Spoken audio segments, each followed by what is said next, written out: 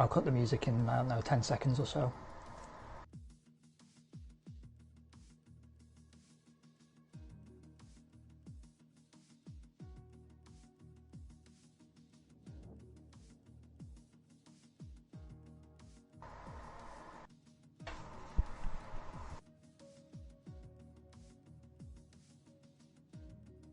Okay, 5, 4, 3, 2, 1.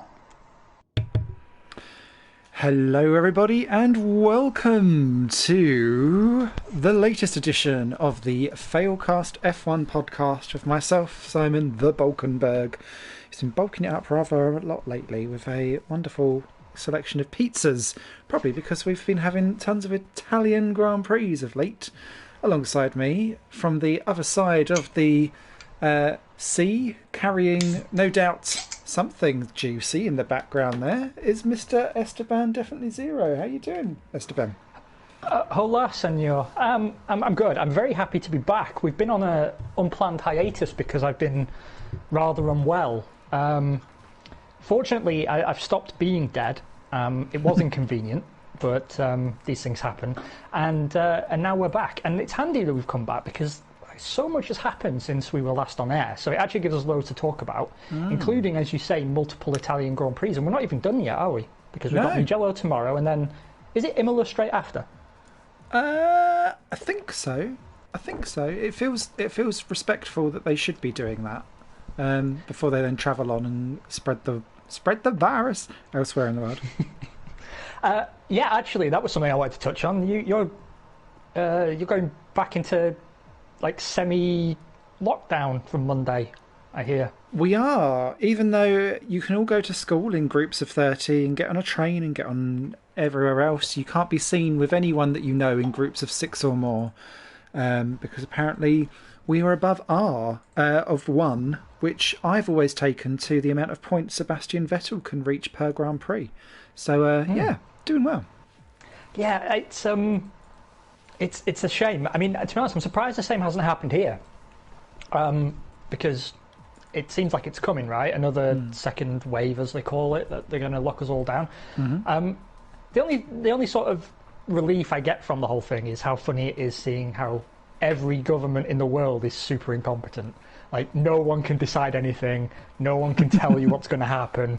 Like, the airlines will sell you tickets that you can't get a refund on. But tell you the plane might not go. And I was looking at an Airbnb recently because I was thinking of trying to get away before we all get locked up again.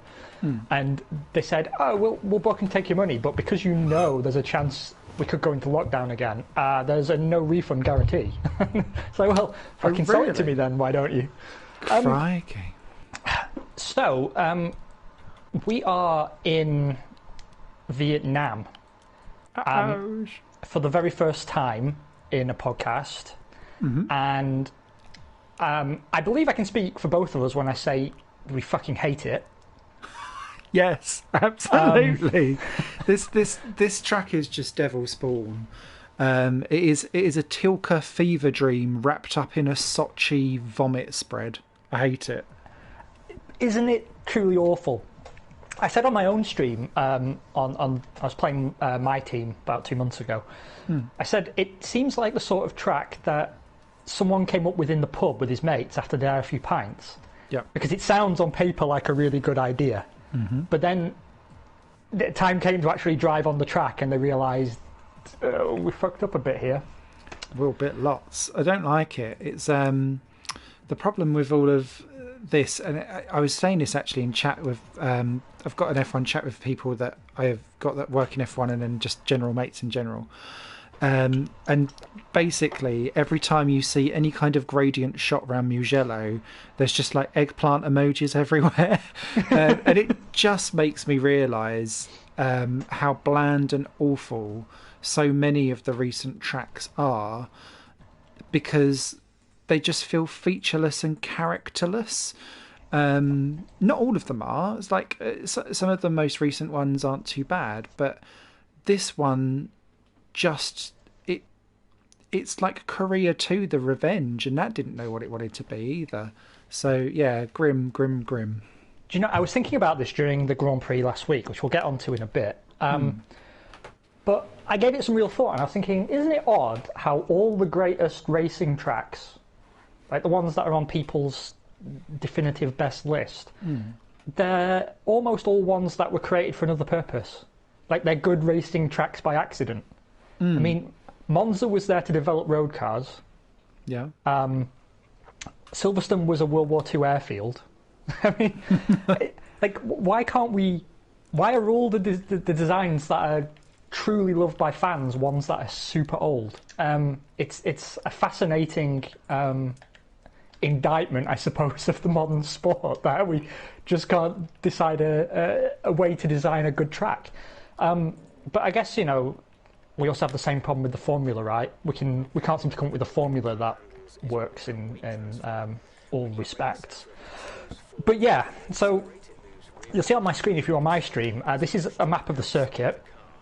It's like a bizarre triangle or a stickman with an erection. It's I was going with hairpin, but like as in like a hairpin that you'd actually put in your hair. But I like stickman with erection. That would work for me.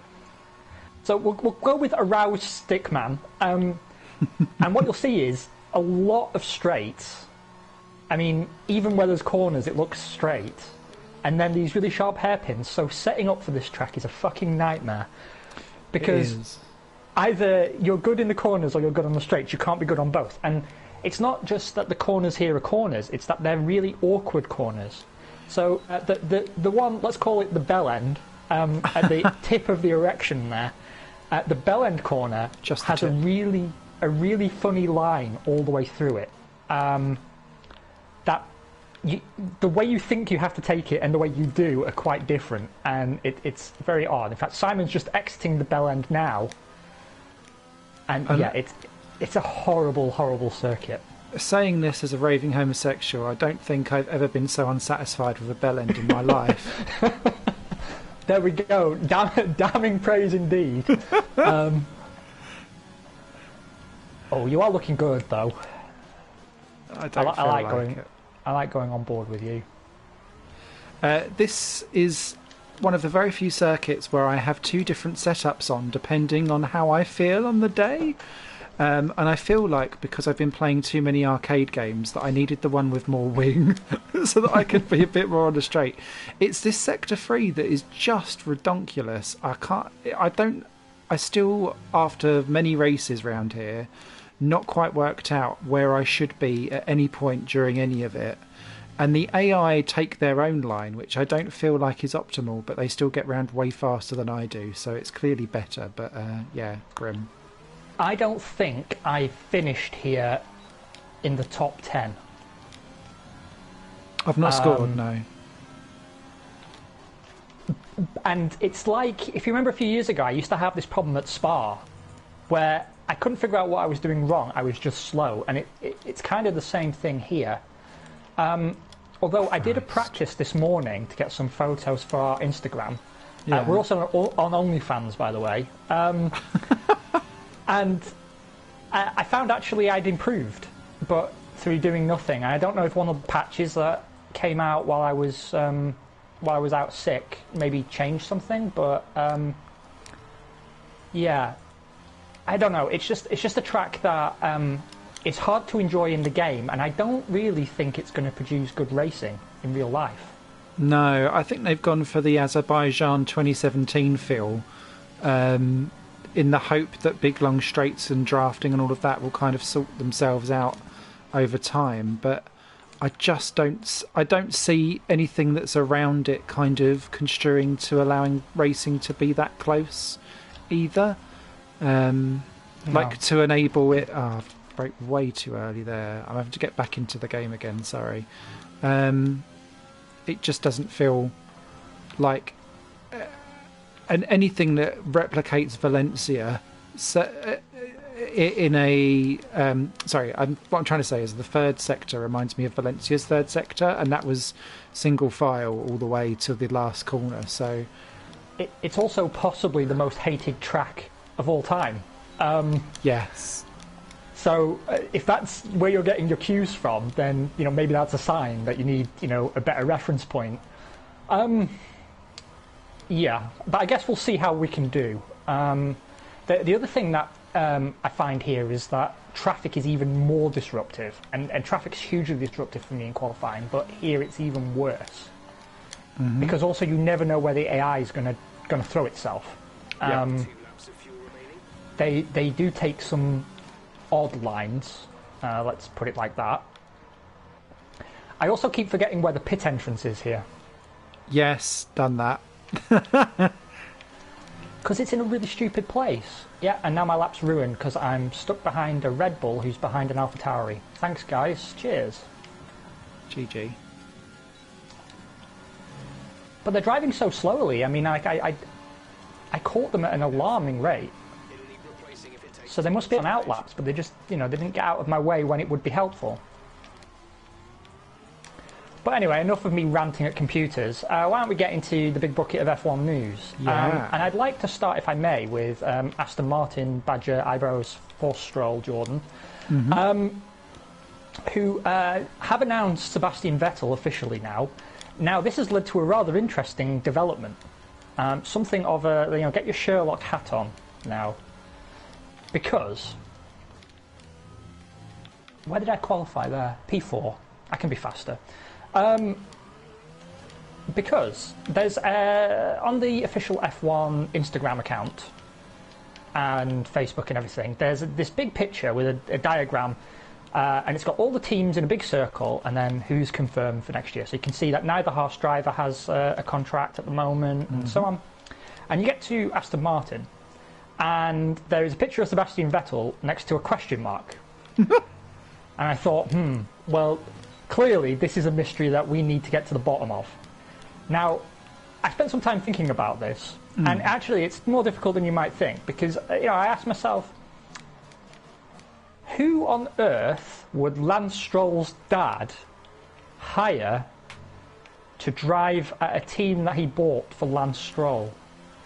I mean, Lance Stroll is on the market, of course, but he is. But he's not been confirmed, so obviously it's by no means a guarantee. But this got me thinking: who could it possibly be? And I've drawn up a short list. So Colonel Mustard. I don't think he can ever be completely. Oh, is that the pits? Who knows? Not with that tash. No. Colonel Mustard. Well, I don't know. Also, Professor Green. He also has a healthy look, and the green would fit with the branding. That is true. Other options: Kaiser Soze, Pope Clement IX. Yeah, I mean, it's really hard to say. Who on earth will Lance Stroll's dad hire? Who can tell? But the interesting thing about all this is how much of the paddock actually has come out in support of Checo for losing his seat. Carlos Sainz being the most vocal, saying that if F1 was about performance, then this wouldn't even be a conversation. And he's completely correct. Yeah. I mean, let's be totally clear. Vettel's gone from having mercurial up and down seasons to just having bad seasons. Yeah. And I know the Ferrari is bad. It is really bad, but I think given what Charles been able to do in the same car, it's starting to become clear now that it's not all one-way traffic. No. There might be something around actually how is Ferrari putting their arm around Vettel or letting him... is he getting the full fair crack of the whip? I wanted to say whip of the crack, and I was like, no, that's not. That's not what we're doing here. But so there might be something going on there, and he feels unloved, and it's all very dramatic.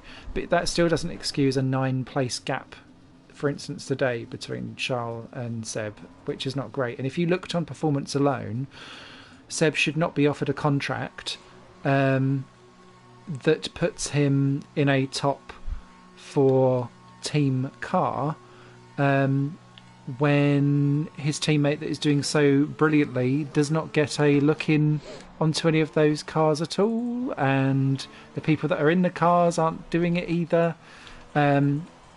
And there's also I'm livid around the Perez thing as well, because that team wouldn't even be standing there now if it wasn't for him and what he had to do to get that team saved. And they've repaid him by treating him like crap. But it's not necessarily the actual team, because from what we understand, the actual inside of the team was after him and wanted him there as well. And you can see, like, he's replying to people on Instagram going, oh, it's don't cry that it's over, like, smile because it happened type thing, for his like number one mechanic who's having an absolute meltdown on Instagram over it all. You kind of think, oh, what's that going to do for a team that is now kind of feeling a bit rudderless, maybe? I wouldn't be surprised if he stays in Formula One if some of his garage crew don't hop across and join him. Yeah. Because he's a very well-loved, and deservedly so, figure in that team. He's saved a lot of jobs, and more than once, actually. Because if you think about the results he's gained that have brought money into that team, when the owner was taking the money out at an alarming rate, he kept that place afloat before he saved it. Yeah, the whole thing's fucking shameful. I don't think it's excusable. Just like this twat who's come out and started getting in my way. Of course, it's a Mercedes. But I wonder, actually, if brand-wise, they think that it is shameful or not. Because overnight, the Aston Martin shares went up, was it 70-something%? Because of the news of it all, which immediately makes that company now millions and millions and millions and millions of pounds richer and more stock markety overnight. And so by confirming a 4-time world champion and having that big name and so on and so forth, commercially, that has done them no end of good as a brand. So this is a win for them, even if Seb is on a downward curve and even if he has a toxic, terrible year next year. Well, yeah, I mean that was the consensus, right? That the Aston Martin shareholders were the ones that made the decision. I don't even know which side of the argument Lawrence Stroll came down on. I don't know what his view on the matter was, who he wanted in his car, because he only owns 25% of Aston Martin. He's not the sole owner. Hello, Beetlejuice. I hope you're well, mate. If I was Checo, would I want to go to Alfa or Haas? No, I wouldn't. But if we can come back to Aston Martin and this Vettel contract, Simon, please don't let me forget. Some other interesting gossip has been coming out of the paddock, which is a rumour that isn't... I mean, take it with a grain of salt, but at the same time, Christian Horner's statements and Franz Tost's statements don't totally rule it out. But there's a possibility of Daniel Kvyat being fired for the 11th time, Albon being demoted, and Perez going to Red Bull. And I know outwardly that sounds very unlikely to happen, but the pieces are falling into place for that to happen. He comes with 20 million in backing. His sponsor portfolio does not overlap at all with Red Bull's, so there's no conflict. And with the new F1 payment system coming in, your position in the top 3 in the last 3 years is really, really important. It decides how much money you get. And with no one being able to keep pace with Max Verstappen, it actually hampers them in the Constructors' Championship. And the rumour is now that they may actually make way for Perez to join the team. And they were also apparently talking to Daniel Ricciardo. But I mean, he'd already signed with McLaren by then, so I don't know what they were hoping to achieve. But they went public with that as well. They said, "There's always a way back for you, Daniel," which, you know, that must have given Alex Albon some sleepless nights. God bless him. So, yeah, I completely get your point, Beetlejuice. I wouldn't necessarily go to Haas or Alpha either, That said, I know Haas are very interested in Perez, mainly because of that 20 million that he comes with. Ooh, but Haas themselves say they have a short list of 10 drivers, which in F1 terms isn't really much of a short list. It's kind of a long list, that, Gunter. I see some more messages popping up in chat. I will get to you in just a second, but I'm trying to qualify, so do bear with me. But yeah, back to the Aston deal. So it turns out, and Simon, we were talking about this before we went live, that part of how this happened is through Vettel taking a huge pay cut on his racing deal. Do you want to talk us through what we know? So he has two separate contracts entirely. One of which is a actual race deal. The other one is a brand ambassador deal for Aston Martin. So the two run kind of completely separately. His retainer from 1 year to another is 1.5 million, which is peanuts for a 4-time world champion.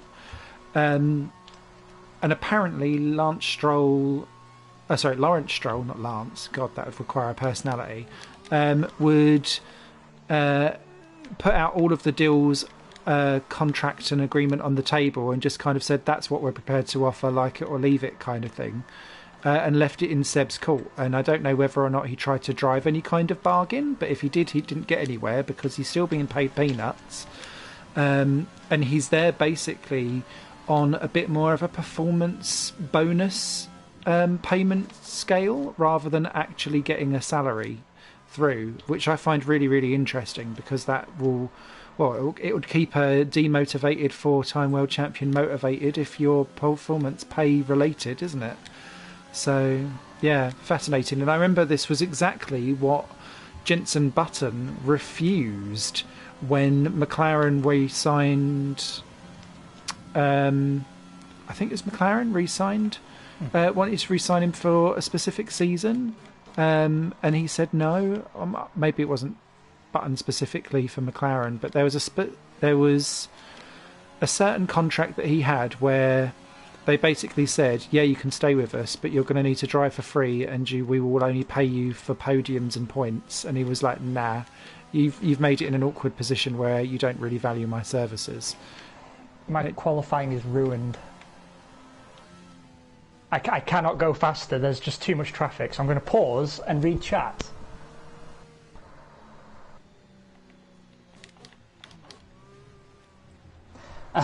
Beetlejuice suggests that the driver list for Haas is Magnuson, Grosjean, Magnuson, Grosjean, Magnuson, Grosjean. It's probably right. Yeah, we completely agree with you, Beetlejuice. The true value will be the brand deal. He's there to sell cars. That's it ultimately. But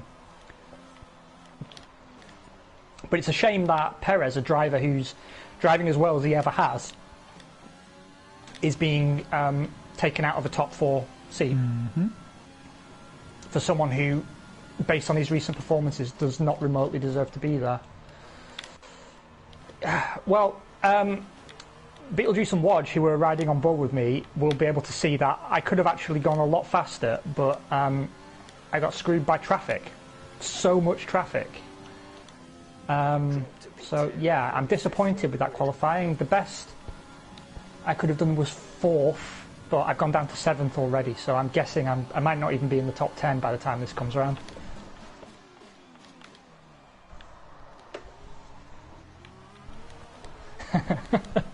005 license to spin. I do like it. I mean, to be honest, who knows? He may have a resurgence. Like, you remember, Simon, when Ferrari finally got rid of Massa, and we were like, oh, thank God for that. But in the end, Williams was able to extract quite a bit of performance out of him. Yeah.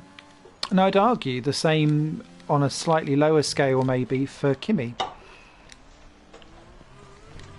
Yeah, although it's definitely time for him to go now. God damn it. Where are you? 11. I was in P8 when the screen blacked out, but you know how it is. People finish qualifying laps afterwards, so I might be 19th once this is done. Continue to race to next session. At least one admin in the league must choose yes. What's this bollocks? P8. Oh, goddamn. Boo. I do you know what? I was going to get past you until I bungled the last corner, and I outbraked myself because I was 4 temps up. Dang it. Yes, you're right, Beetlejuice. Ferrari are pushing for Mick. I do think, though, that they'll put him in an Alpha or a Haas seat if they can. Yeah, I agree, and I don't think he's ready, and it really annoys me. No, he is not ready. But yeah, that's the way the world spins, unfortunately. Got potential though, but and he's got better over the season. But yeah, Schwartzman deserves more of an opportunity. My other thing, I was looking at the other list of people. They've got Callum Ilott, who is also exceptionally fast, but spins around way too often as well. So it wants me to two-stop. Surely that'd be a like for like swap with Vettel then. Thanks for asking, Beetlejuice. I'm doing better than I was, mate. I had a bit of a wobble yesterday, and I have some tests next week to see what's going on. But yeah, I'm doing a lot better. My plan is to stream tomorrow for sure, and I have some Grand Prix World episodes. I just need to edit them and upload them. So things are on the right path. It's been a rough few weeks.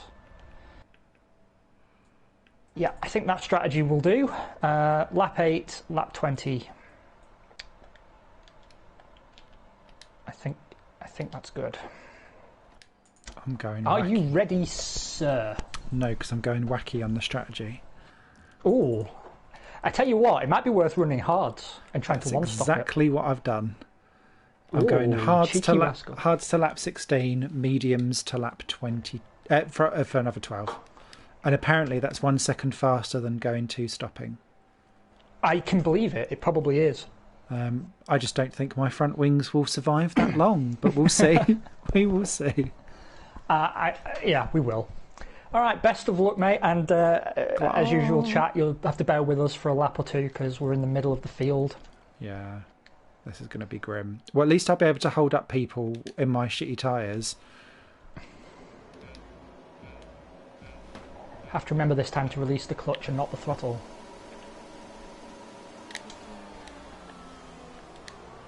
Release the clutch and not the throttle.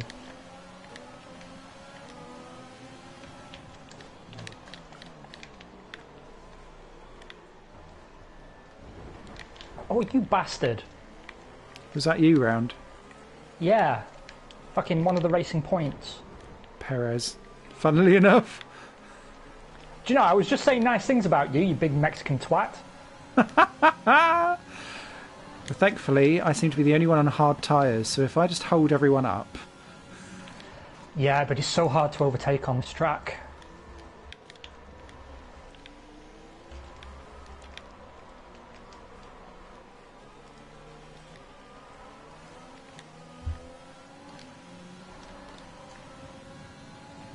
Oh.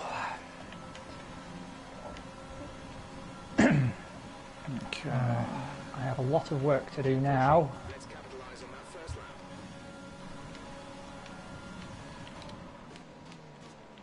It's amazing how readily they'll just drive into you. Yeah, Gasly's just smashed into the back of me, interestingly.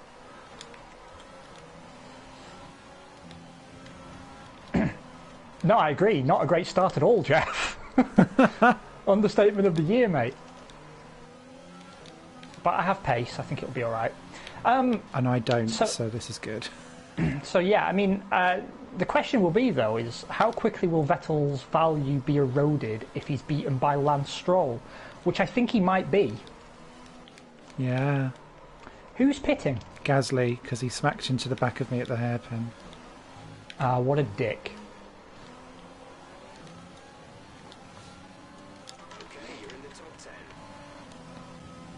Because, I mean, I guess this also does lend some prestige to the whole Stroll F1 project, right? Giving his son a respectable teammate and ideally one that he can beat. Yeah, because Stroll can only really come out of this as the same or better, whereas Vettel is the one with the career on the line, basically going, God, you couldn't even beat Lance this year type thing. Apparently as well, though, it's a multi-year deal, and that's what surprised me. I thought he might go to Aston Martin for a year. No, because he's already kind of said, well, because I watched an interview earlier and he was saying, oh, well, unless you're in a Mercedes, no one can win the championship next year, but I can see where the rule changes can really help, and we could do something juicy for 2022, whatever year we're looking at. It's all kind of blurred into one at this point, hasn't it, with the apocalypse happening? It really has. Hello in chat. I will come and greet you properly in just a moment. But racing is happening, and I know this doesn't normally happen on this cast, but there we go. Actual racing is happening. And so far, I haven't broken my front wing.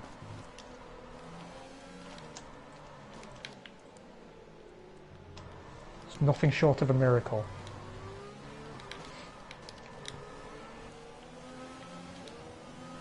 I'm just a bit heavy on my throttle, that's the problem. Same. Oh, that turn 1 apex is awful. To be fair, the whole circuit is fucking awful. I'm just skidding around. I think I've got... Was the reason why I didn't go for this because my tyre temperatures get really ridiculous? I can't remember. Anyway.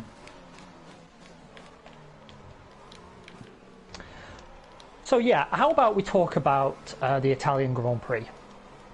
Because very entertaining. I laughed my arse off when Lewis Hamilton got a penalty. Yes. I was looking back at your Instagram afterwards, actually, and he was like, if he doesn't get a penalty, I'll be so angry. Oh, yellow flag, someone's gone out at the front of the field. Oh, it's Verstappen. Good. Wah, wah.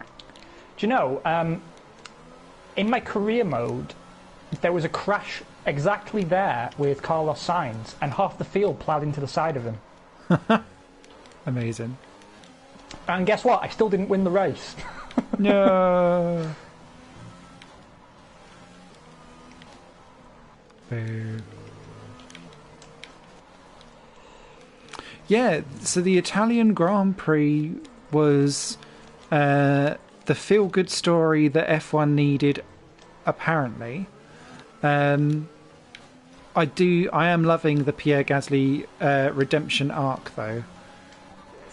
Yeah, I mean, the scenes of him on the podium, sat with his head in his hands and everything, really, really touching. And I am happy for him that he won. But here's why I'm unhappy. By rights, it should have been a McLaren 1-2. Yes. They had the pace, like genuine, legit pace. Mm-hmm. They got screwed by the safety car because the only reason Gasly was there, and I don't want to diminish his win at all, but he was there because essentially he stopped at the perfect moment. Yeah. And made it to the front of the safety car queue. And then Lance Stroll was only on the podium because he didn't have to make a racing pit stop. And so, really, it should have been a McLaren 1-2. And like, I think we have to talk about what a genuine, humongous deal that is. And in the end, you know, it's fine. We got a happy story, whatever happens. But like, what a turnaround at that team. And it just makes me feel, oh no, fuck, I deserve that. I'll lock my brakes and cut a corner and smash into the side of someone. It was very, very stupid of me.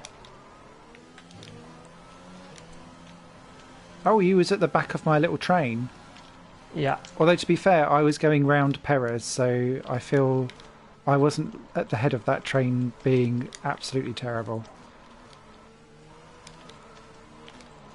Right, now I've embarrassed myself. Let me let the AI take over for a second, and I will consult chat, because my old person magnifying glass hasn't arrived yet. We're leading our teammate by 2.2 seconds. Ah, that corner. Okay, Oh, 3-second penalty for cutting. to stop cutting corners if you Yeah, I completely agree, Beetlejuice. It was entertaining, but artificially so, and it's really resurged this at the end of the race. this discussion about reverse grid races. Which I have something to say on desperately. Then please, by all means, do. So, my issue with this is that outside of that race restart where Raikkonen in that god-awful Alpha dropped back down the field again, no other overtakes took place. So it didn't matter. Everyone was still as where they were when that race start had finished at the end of the first lap. So, you can't argue that a reverse grid race would have been better for overtaking or anything like that. They would have still all stayed in exactly the same positions as before. No one overtook anyone up the front. Misses. It was just a different selection of people, and if that's what a reverse grid race deals with, then this will become it's artificial for the wrong reasons. And what was really interesting was that Raikkonen was the only one out of place in a car that is not part of that main midfield cluster. And the thing with that, or the problem with that, is that he still dropped away like a stone because his car's a couple of seconds shorter and ended up back where he was again. So then really what are you bringing to the table with any of that? Yeah, no, I completely agree. You, sir, look like you have no grip. Agreed. Are your tyres cold? Are they hot? What's going on? I don't know. I think it's just the way how I've got everything slidey. They're in the right window, apparently. Okay, let's see if we can catch the car ahead. The gap is 5 seconds.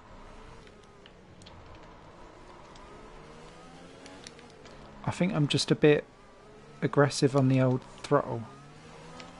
I have lost part of my front wing, so I'm having trouble keeping up with you through the corners. I will pull to the left so that you can go through. You've got the better tyre strategy. Thank you, sir. Teammate, make the dream work. I'm not Ocon. There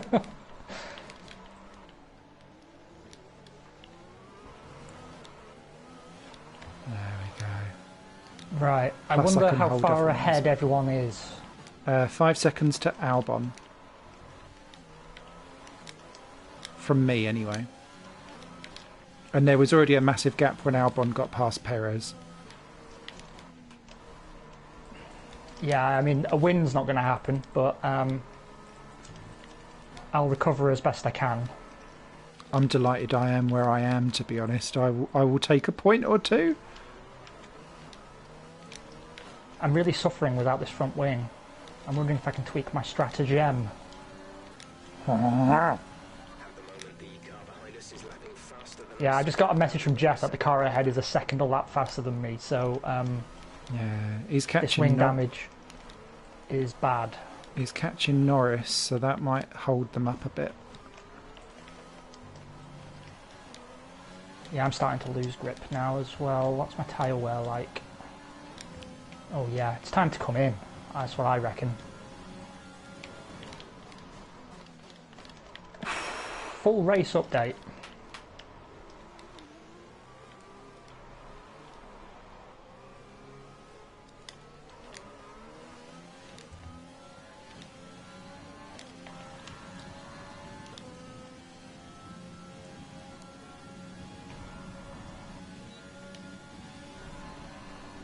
Oh, I have to do one more lap apparently.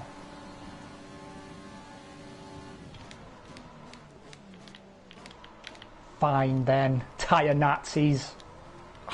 Alright, where are we? Knight, hello mate, how are you? I've been getting my notifications for your streams. I've been meaning to drop in, but I've been dead. I don't know if you've heard. I've been like in bed, fever dreams and everything.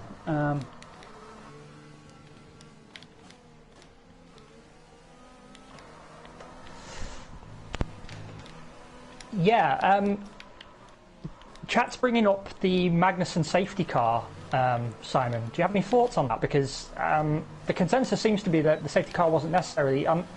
Some level, I can agree with that. I do agree. They just needed to move their poxy picnic table out of the way that they had there. Alex Jakes was hilarious on this because he was saying live, like, just move the picnic table out of the way, lads. We don't need a virtual safety car. And then when the actual safety car came out, he was like, oh, nanny? It couldn't have been more anime if it tried, which made me giggle. But yeah, I don't think it was warranted or needed. However, where the position of the car was, of course the pit lane was going to be closed because that was where all the marshals were. So, which is why I was like, wow, I can't believe Merck done that. And immediately I was like, okay. And then when Giovinazzi came in about 10 minutes later, and you're like, oh, come on. Not even trying. And Alfa Romeo seemed to have the worst person to read the rule book ever, because remember when they put out Raikkonen and he got black flagged or a penalty for like wrong tyres, and then there was another one where they started him after Q3 on a new set of tyres because he crashed out in Q3 at Monza last year. And you just think, oh, someone at that team read the goddamn rule book. It's awful. Yeah, there was a video of him as well shouting at the team for not putting the tyre blankets on. Yeah. And he goes, stop fucking saying you're doing it and do it. And it was really funny.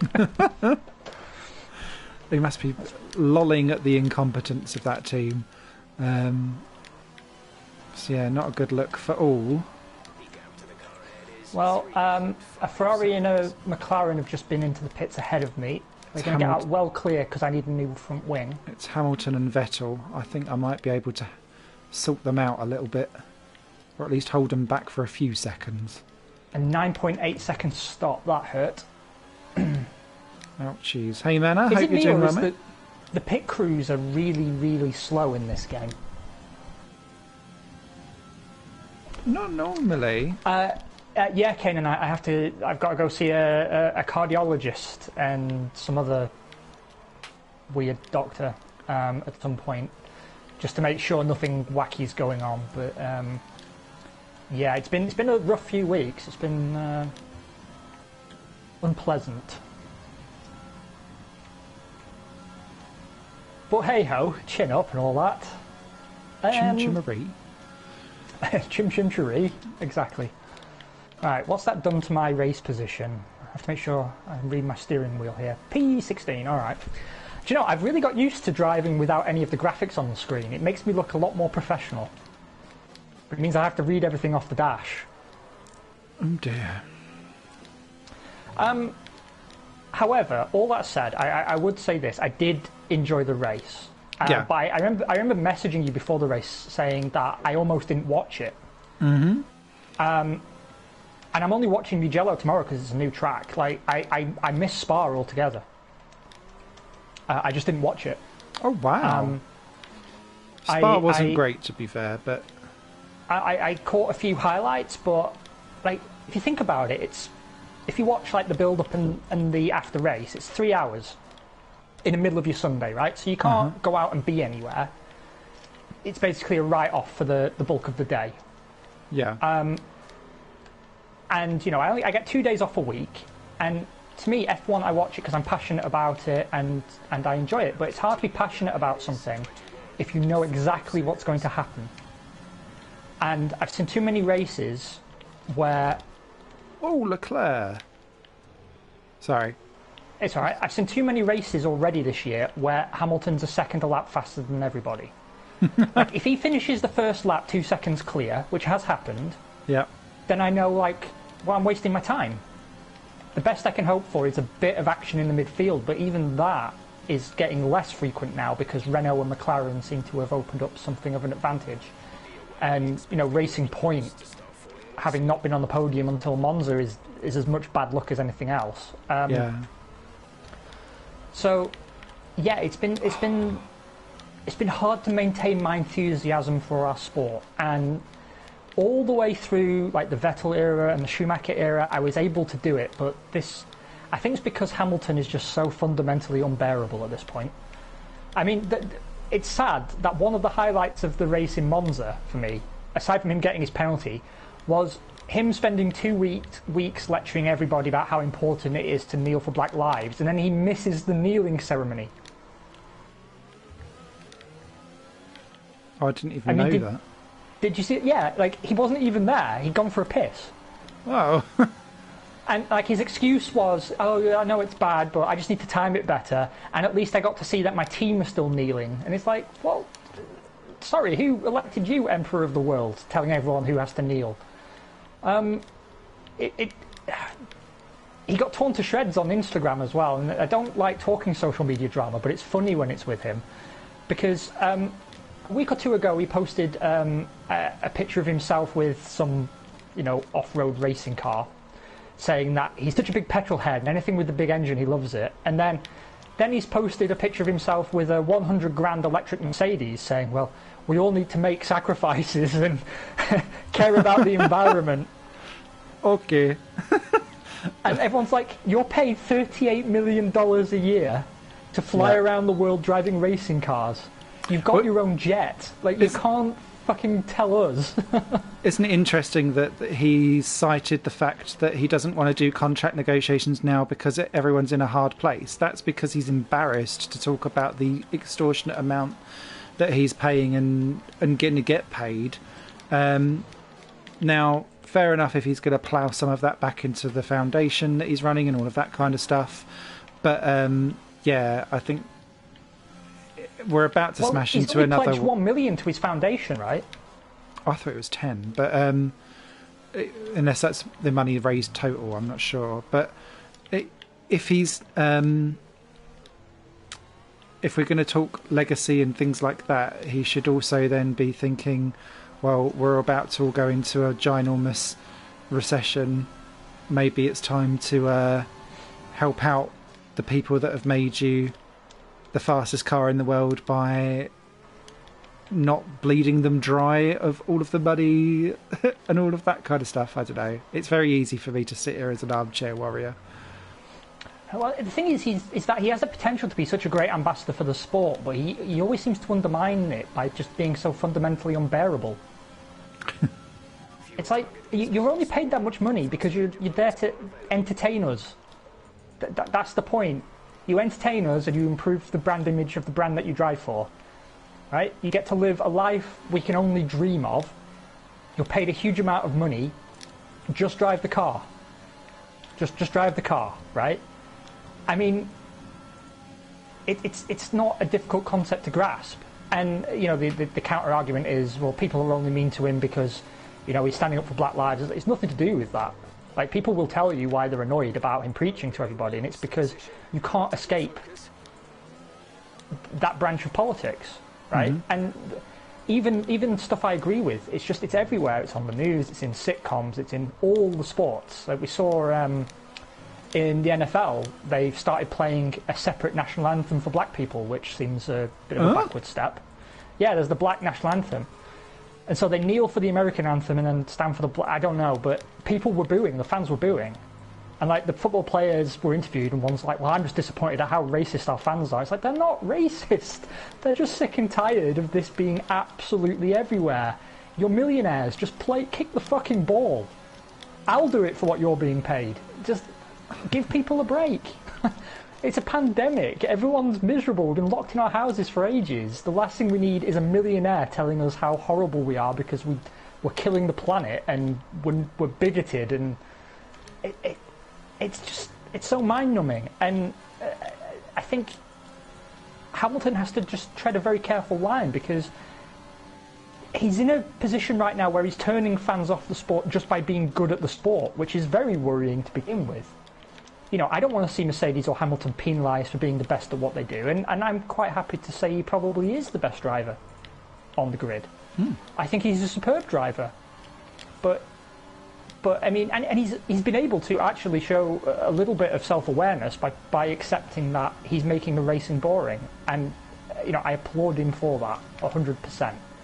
And I applaud his foundation, and he does so much good, but he just completely undermines himself with this sort of tone-deaf messaging that he puts out to fans. And sometimes it sounds horrible, but really, just drive the fucking car. We already know we're going to have to sit and listen to the same boring podium interview with you at the end. At least have the common courtesy to not bore us in every aspect of what you do.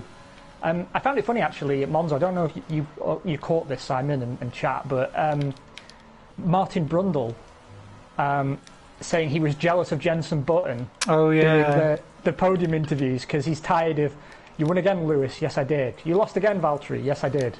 You couldn't quite catch them, Max, no I couldn't. And he said it as an off-the-cuff remark, and I imagine his bosses at Sky weren't too happy about him saying it, but that's a guy speaking from the heart when he said that. It totally resonated with me. You can hear how bored that poor Brundle guy is, and it's interesting because I thought he was potentially thinking of quitting, actually, Martin, because he was starting to do some races away, doing other bits and bobs, almost to try and revitalise his love again for the sport. Which is, I always think when you do things like that, it's like the first warning shot of, I need to find my mojo, I don't understand why I'm here, blah blah blah blah blah, I need to mix things up. So yeah, it does not surprise me at all that that's the kind of stuff that he was talking about and saying. So, and it did resonate with me as well. I don't even stay for the interviews, if I'm honest. As soon as that final screen comes up and I look at the result, I'm done. I'm out, because no one says anything. It's all scripted. Everyone looks mildly annoyed or miserable, depending on who's there. And then it's done to death on the F1 social medias afterwards, where they're just like, here's all the post-race interviews, and I can get the sound bites from there, and none of it's ever useful or entertaining. Same as we was just having a rant actually. Why are we doing F1 manager, pit crew, pit wall interviews during qualifying and the race? Franz Tost does not want us to be there. He's going to give us a stock answer. He does not care. He doesn't want Crofty talking absolute bollocks, uninformed bollocks in his ear all the way through either. Yeah, fine, do it for Friday whilst you may be setting the car up, or you've got something to say about because it's new to a track or what you're testing, or if you've got new parts or something like that. The rest of it is just bog standard. Oh, well, we just missed out there, very sad. Or, yeah, it went really well, glad that we got into Q3. We'll have to think about the strategy now. Great, copy-paste next week. We'll do the same one doing the same thing elsewhere. It's redundant. It's amazing how many interviews that if you took a sound recording could apply to any circuit. Yep. At any time in the year. And F1 need to do a better job of listening to the fans on this. I'm not always the biggest fan of democratising the sport, as you know. So I am a dictator with an iron fist, but legitimately they need to do a better job of listening to the fans, because a lot of them are getting boring, and there's so many high quality memes on the F1 Instagram channels. Like there's one of David Croft with a glass of water, and it's captioned, this is a tasty glass of water, but am I enjoying it? Let's go over to Christian Horner to find out. Christian, am I enjoying this glass of water? And it's because it really is like that. Yeah. And that spreads all the way through to the punditry that goes on, because you've got Paul de Mercedes Resta. Yeah, you know, sorry to cut you off, but since you pointed out that that's how he pronounces Mercedes, it's all I can hear, and it boils my piss. I get really angry. I get really, irrationally angry about it. Shame. It's Mercedes, you dick. You're not Sean Connery. No. Discount, definitely. Yeah, it's not grand at all. And yeah, so that gets me annoyed. Then Anthony Davidson is now clearly fearing that Paul di Resta is now going to become the de facto driver pundit. So, like their third wheel. So he's busy trying to bring in relevant information and be chirpy and happy and make jokes. Paul di Resta Mercedes then goes, no, that's not really how that works these days, Anthony, because he's like, haha, I've got more relevant race experience. So that then becomes awkward. Karine Chandok is there to increase diversity, not necessarily to give what is sometimes actually very good information. But the problem is that Ted is now so ingrained and everyone loves his bumbly awkwardness, apart from the actual drivers themselves who can't stand him, I don't think, that they don't really know what to do with him. We then have the Equality and Diversity programme that goes on where they basically continually interview... oh, God, her name's escaped me. I keep on thinking Louise Goodman. That Italian woman who can't speak English. Oh, so her interviews are completely incomprehensible, and I really don't mean that to be offensive to her, but I've worked in my office with quite a few Italian people, and they always have an incredibly thick accent. It does make them a little difficult to follow, right? Which isn't a problem in day-to-day interactions, but when I'm watching one of the world's biggest sports broadcast to the English-speaking world, basic requirement that an interviewer can speak understandable English, I think is not unreasonable. You know, I don't think I'm reforming the Third Reich by saying I would quite like an interviewer I could understand to ask the questions. Agree. Because she's from Sky Italy, right? Yeah. So you've got her, but also, what's the lady that does the F1 show? I've forgotten her name. The English one. Oh yeah, she's not Lee McKenzie, because Lee McKenzie can front a program, and not.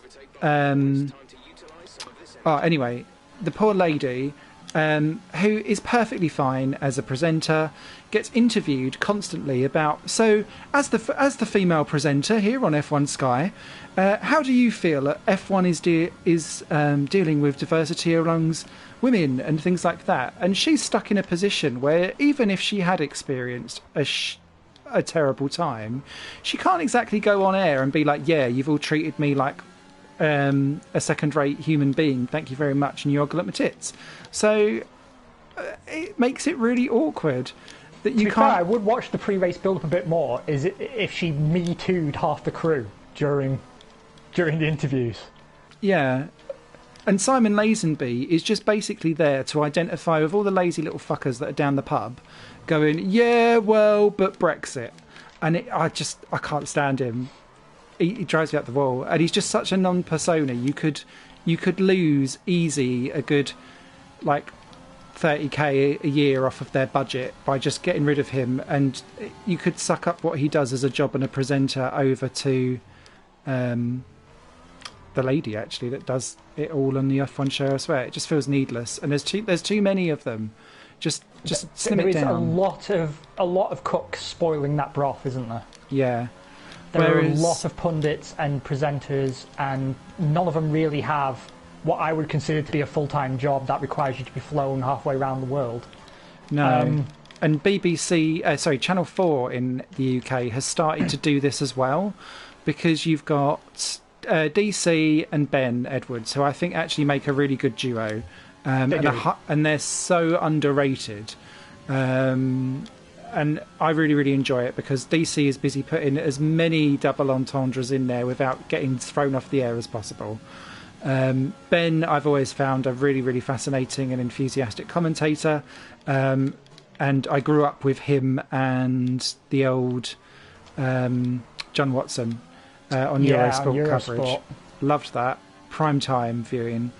And the issue that they've got is that they've also now started to bring along weird third wheels that don't really know what they're doing, for like weird opinion pieces, and trying to go for the what I call the Sky F1 emotional glory moments that really are football related, because they want men to be crying all the time. But no one's really, I don't think, that unless you're a Tifosi, perhaps. I don't think anyone's really that invested. Anyway, sorry, that was a really off-tangent rant, but it really pisses me off. No, it wasn't. It was perfectly on tangent because I was ranting as well. And I'm glad we both got it out. I'm not sure if it was compelling viewing, but it's been therapeutic for both of us, I feel. No, but I think sometimes when you do love a sport, you have to speak your mind, right? Especially as I feel like increasingly I've got a minority ideal or idea, but some of the things with the reverse grid stuff, Crofty is just talking absolute trash all the time about, well, it would mix it up a little bit, and I'm like, we're not here to entertain you. And I get that he's trying to stoke conversation and get engagement and all of that stuff up, but I just feel like he's contrary for the point of being contrary. And then they would do a reverse grid race and he'd be like, well, it would have been much more fun if Hamilton had started up the front, and you'd be like, oh, just shut up. And so I just don't trust a word that comes out of his gob, and it really annoys me. I don't know, I have some affection for Crofty, but I know exactly what you mean, because he's sort of... I think honestly, you're right. I think part of it is boredom.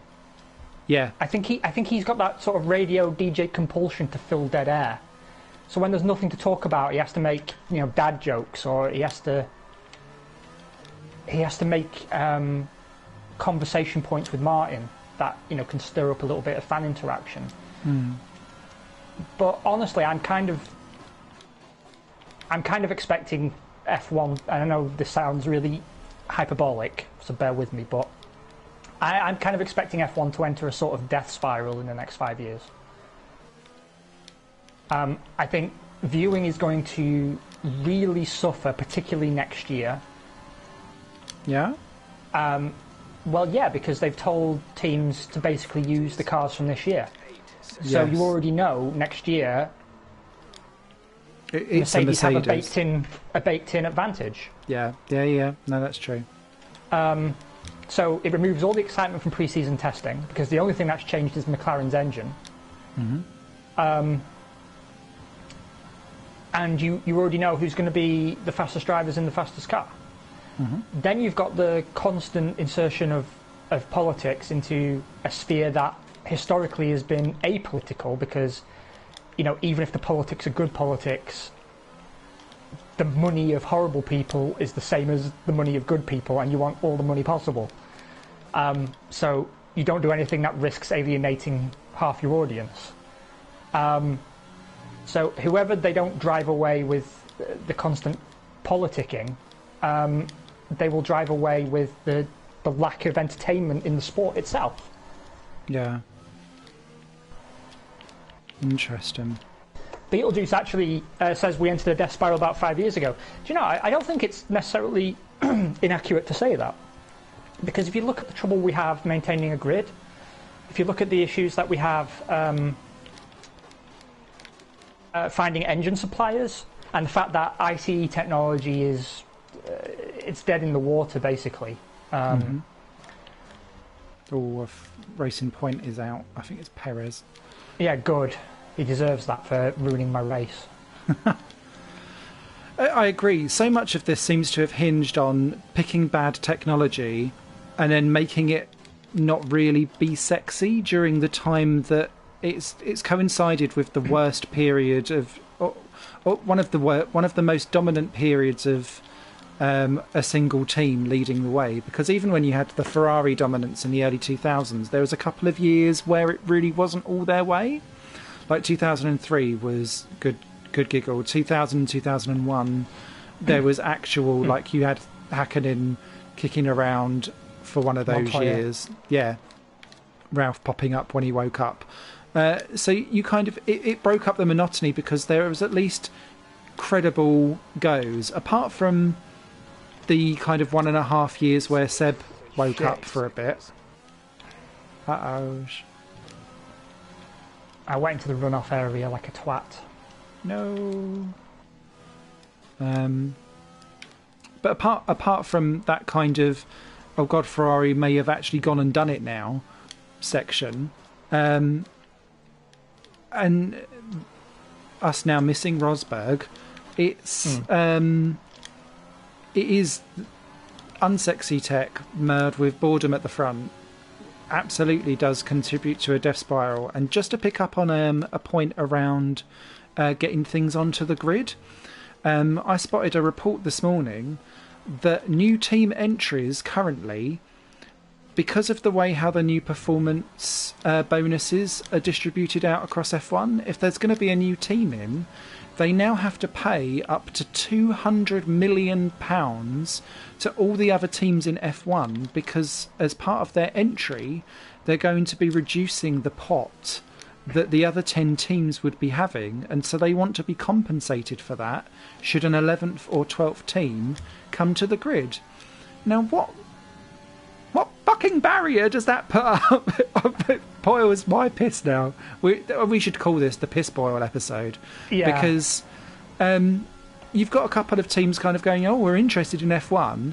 Why would you chuck out £200 million on top of whatever entry fee you've got as well, and the costs to get up and running in a worldwide recession?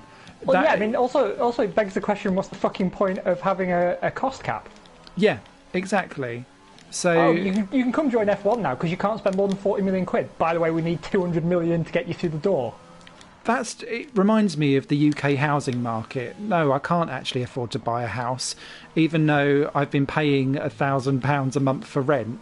That's why I don't have a £50 grand deposit, because I've had to spend all of this money for my £800 mortgage. Do you know what I mean? Oh, just this world. So yeah, angry, and I just think, well, that's not going to ever instigate any kind of growth in the sport at all, is it? So we're stuck at 10 teams, and I get that it's to protect the value of the teams that are in there, so that because kind of the flip side of that, and the reason why I wanted to bring this up is it segues nicely onto the Williams buyout. Yeah, is that it artificially keeps the cost and the value of a team entry up, because then in theory you pass round the entries to F1 rather than watching a team go under. And I think that's also, seeing that is kind of part of the deal, is why I will call them DeLorean have then gone in and bought the Williams team, because that means that entry is worth X amount of money before you even get going. That is an excellent point, because I've seen a lot of ignorance around this buyout. I mean, leaving aside for a moment that any time an F1 team has been purchased by an investment company, they've always gone backwards. Yep. I mean, it's all but killed every team it's touched. G9 Capital took Lotus under. Yep. You had Caterham. Yep. They were in the hands of an investment group at the end. They went under. An investment consortium took over Marussia. They went under. An investment consortium were the end of Minardi. I mean, like, it never goes well, because by definition they're not a racing company. They're an investment company. And investment implies return on investment. Yeah. And believe it or not, and I'm sure everyone will be shocked to hear this, but if your aim is to generate profit, a racing team is not a good way to do it. None. That's not really what they're for. And, you know, I said to you before we went live, and this ties into all the stuff we're talking about right now, the sport going into a death spiral, the poor quality of F1 media in general, and the issues facing the sport, right? Because when this deal was done, I tuned into an episode of Paddock Pass with Will Buxton and Lawrence Barretto. I really like Will Buxton, great guy. I think he's a fantastic cheeky face of Formula One. I appreciate his content. But on that day, garbage. To the point I actually complained. Because they talked about this deal, and all that was said against it was, Will said, well, some fans are concerned that an investment firm may asset strip the team. And Lawrence Barretto goes, oh no, they won't. And that was the end of it. And it was essentially like a press release written by Darillion Capital. Mm-hmm. Now, as the official voice of F1, what that immediately makes me think then is the sport in such dire straits that you're so grateful about this buyout keeping 10 teams on the grid that you're instructing your official media channels to not talk about it with the due concern that it should raise? Or was it just genuinely lazy journalism? Because even a very shallow surface level evaluation of this buyout would concern fans of the sport. Mm-hmm. You know, it should worry people. It's not good for the team. And while asset strip, I think, is a bit of a reach because Williams sold all their assets. There's no assets left to strip. Side note, McLaren have just put their base up for sale, by the way. Yeah, I know, crazy. But, yeah, there's nothing to strip out of Williams. Yeah, agreed. Like, even if you sold the Heritage division for scrap parts, like, you're not going to get that much money. So suddenly it makes a lot of sense what you're saying, that suddenly the value of the entry is there. Because essentially they've bought the team for what, 40-something million, was it? Oh, I don't know. Maybe even less than that. I think that was that plus, you know, taking over some debt. And they've got 200 million plus the assets of the team to sell on. But, I mean, what it does tell me is there'll be 2 pay drivers in that car in 2022. And the only reason George Russell will still be there is because Claire did the paperwork before she bowed out. Mm-hmm. And that now makes so much more sense about those 2 being re-signed very quickly early on in the season. Because, and actually coming back to what you were saying, all they've kept on saying is, and this was more about the press that was coming out as the family bowed out, was the family kept on saying, we want to do right by our people, do right by our people. Now it makes sense that they were going around doing all kinds of weird and wonderful personnel deals because they were going to escape afterwards and go like, right, well, we've set you all up for the next couple of years. Fuck knows what's going to be going on after that. But at least you've got a couple of years now of relative safety before titties go up. Well, the titties will indeed be inclined. Yeah. Because there's no way an investment capital firm is going to put the money into the team for them to develop a car that's going to take them up the field. Yeah. Managers anyone who thinks that is deluded. Agree. Managers popped in Shannon Finance Group, who took over 40. That was another one. I knew 40 went under with that, but it was I can't remember the name of them. Arrows. I guess you could almost argue the same thing as well, although that was more Tom Walkinshaw. Yeah, and everyone's favourite Nigerian prince. Yeah. Crazy. Super Aguri as well. Yeah. Super Aguri's title sponsor was an investment group and also a sham.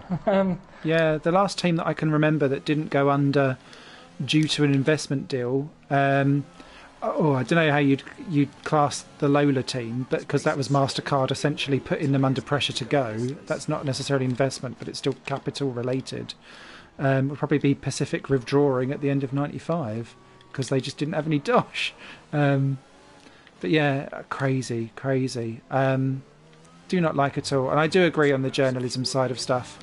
And I think what we'll start to notice actually is we'll very quickly see exactly what is the value of a heritage name in a recession when convenience seems to rule all these days, because we've tuned ourselves into short attention spans and the world and the way how it all works, because that will decide how quickly or not they can cash in on the success of the Williams name and then roll it on somewhere else afterwards. That'll be interesting. Speaking of Williams heritage, I was hoping to be able to surprise you on stream today, but I'm building a new streaming den in the other room. because setting up and dismantling all this equipment is a real pain in the arse, and it means I stream less frequently than I otherwise would. It also means I'm struggling to interact with chat. I'm sorry, Beetlejuice. Normally I would be far more engaged with you, mate, but I still haven't got a good solution for reading chat while driving. But I will do. But I picked up a bargain, and a bargain is an understatement. In the post to me right now is the rear wing end plate from Nigel Mansell's Williams. What? Yes, genuinely. I won it in an auction. It was valued at 200 quid. Yeah. Guess how much I got it for? Ooh, 150? 20 euros. What? I got it for 20 euros. I knew that would piss you off. Oh, that's made my day. No way. Yeah, genuinely. Race used, rear wing end plate. It's got the number 5 and the Labatt's logo on it. And that is going to be the backdrop, or part of the backdrop for my new streaming setup. Oh, that's superb, mate. I put the bid in as a joke. I didn't think I'd win. Where was that? Was that an eBay special? No, it was on like I found a GP auction house website. Oh, amazing. So it's like for memorabilia enthusiasts and so on. And I was really surprised that they didn't put like a reserve price on it, right? Because, I mean, they had Force India wheel nuts going for 4 figures, just for a wheel nut. Wow. So I was like, surely this can't be right, but I put a bid on for a laugh. Apparently no one outbid me, and there was no reserve, and they've shipped it. I've got a tracking number, so... Oh, I can't wait to see that. Yeah, I'm stoked, man. I'm stoked. It's come as a little... I mean, Beetlejuice, I know you would have supported me 100%, but when the front wing of Damon Hill's 97 Arrows, signed by him and Deniz, was up for €1,000 on a Swiss auction, I very nearly bought it. It's just €1,000 that would hurt. But I very nearly bought it. Can you imagine how good a backdrop that would have made? I am practically erect at the thought. That's grand. Well, P9 in the end, that was the best I could do. Where did you finish? 6 on the road, 7 because of my 3-second penalty for cutting turn 1. But never mind. That was better than what I thought that was going to end up being. And 1 stop was definitely the quicker way to go for me. Beetlejuice makes a good point. A wheel nut is easier to hide from the wife. Very, very true. Although, to be honest, it's well known that I'm a hopeless case when it comes to F1 merch. Which reminds me, I need to get onto that Reject Racers website where they've been putting up all of the old teams that never made it to the grid or DNQ stuff for all of their jollies. They have some great stuff, don't they? They do. I'm not quite sure how real it all is. I don't know if they're just putting the logos up onto like Cafe Press and printing it, but I don't really care either. But no. I didn't have the money last month to do it because I was busy spending on other bits. But they're going to be treats to myself in October. Oh, see, look at my lap times as well. Oh, juicy.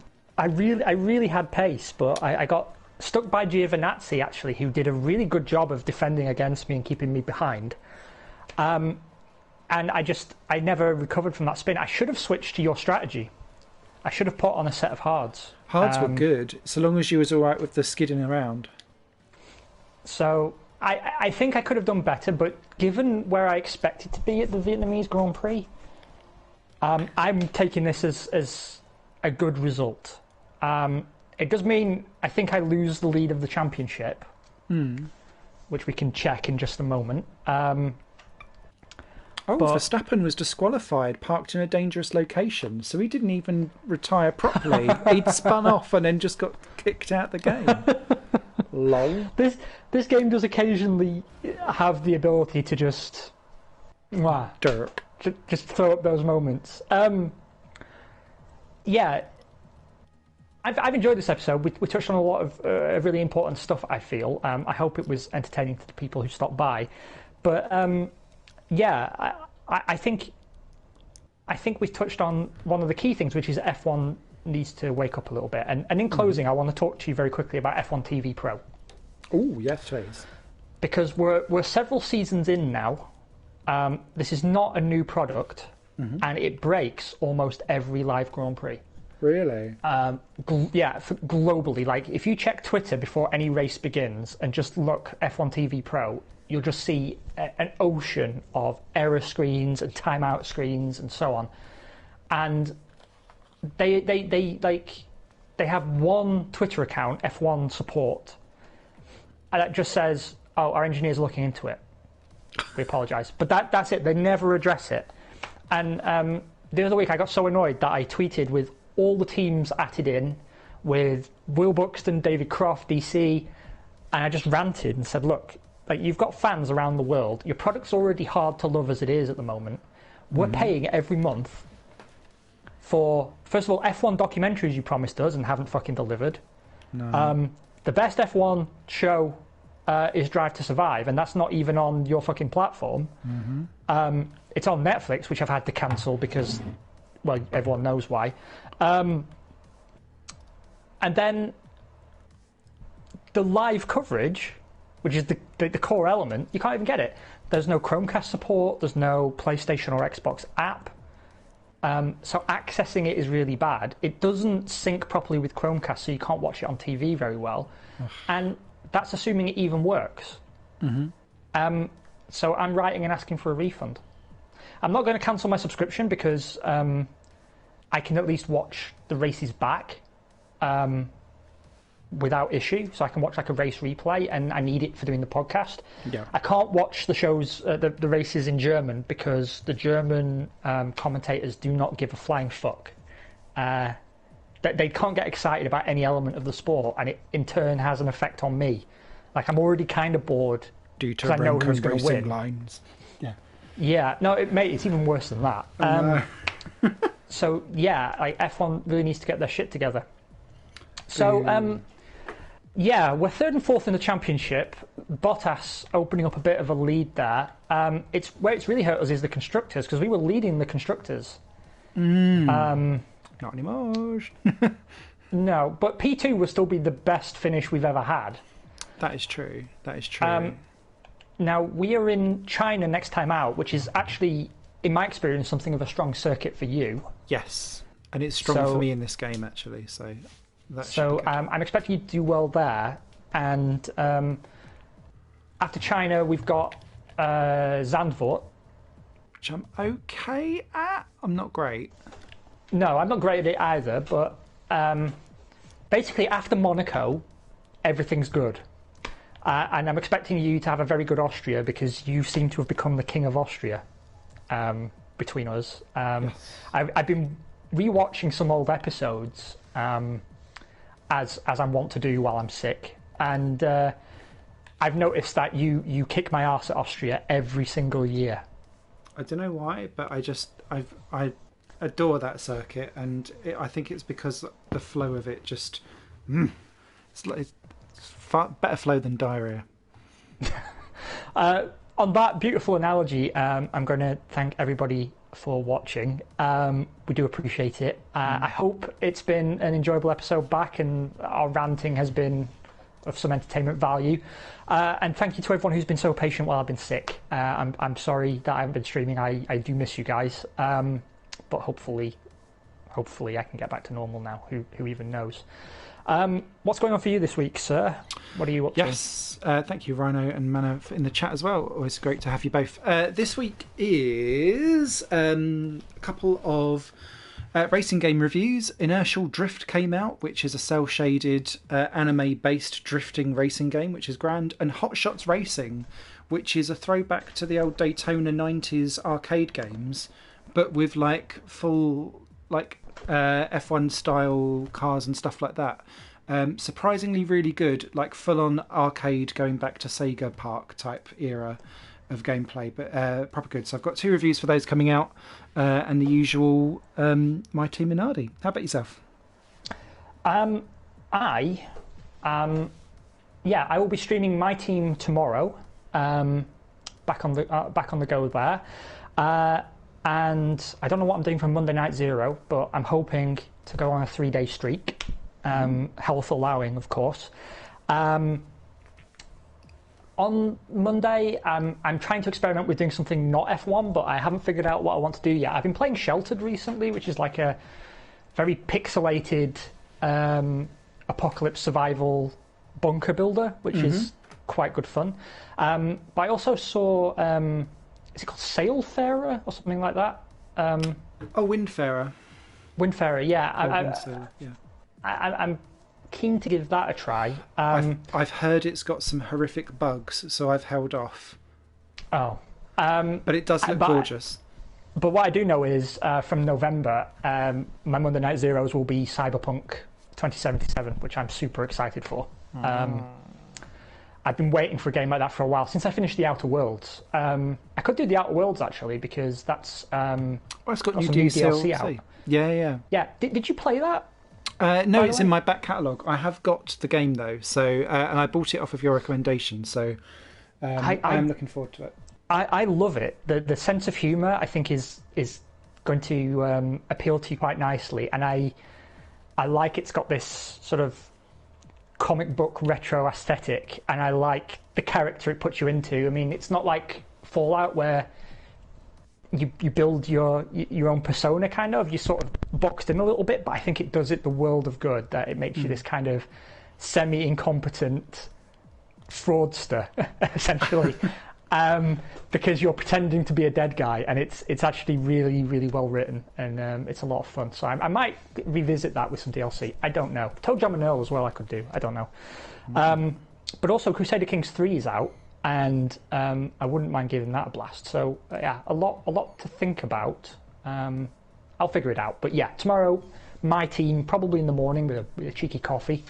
And I'm on my own all day tomorrow, pretty much, so I might actually be live multiple times because I've got some catching up to do. I want to have a chat with everybody, and if I'm playing a game where I'm not driving so much, then I can actually interact with chat until I've finished my streaming man cave. Anyway, thank you again so much, everybody. I hope you're having a lovely weekend. Please do enjoy the race tomorrow. Have a beer on my behalf, and we will talk to you again very, very soon, I hope. Yes, indeed. Take care, everyone, and happy racing. Bye for now. Bye. Love you. Bye. Got some sugar for Mum.